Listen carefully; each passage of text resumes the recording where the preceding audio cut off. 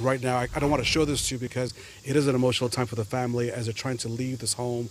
A lot of tears, a lot of hugs as they abandoned their home for many years. Here back live in Cambridge City, you can see how high the water came. This brown mark here on this vinyl all across the way.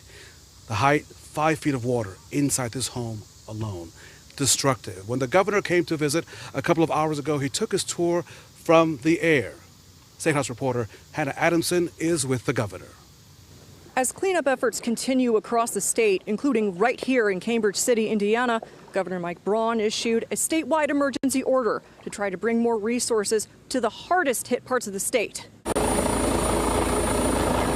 Governor Braun assessing storm damage from the air across eastern Indiana Thursday after issuing an emergency declaration to better coordinate resources across all levels of government. That is more rain that you're going to get in probably 100 years. Make sure you get with your local officials on any issues. The state will be standing behind them 100%. Governor Braun says it will take a few days to send damage reports to the feds. Congressman Jefferson Shreve, who represents eastern Indiana, says he'll push the Trump administration to make federal assistance a top priority. Our country has a commitment and the resources to fix this.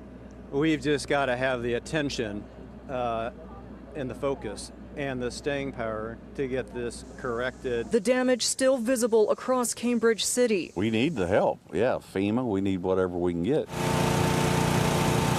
One antique store owner we spoke to had 5 feet of water in his store's basement. He says many of his neighbors' houses were completely flooded out. This is a 1,000 times worse than I've ever seen in this town. And with more rain expected in the forecast, Indiana State Police with a clear warning. If you are in any kind of area that is potential for flooding, probably have a plan with things packed, have the vehicle packed, necessities that you would need, and be ready to go that if you have to leave, you can just pack up and go. The statewide emergency declaration will last for 30 days.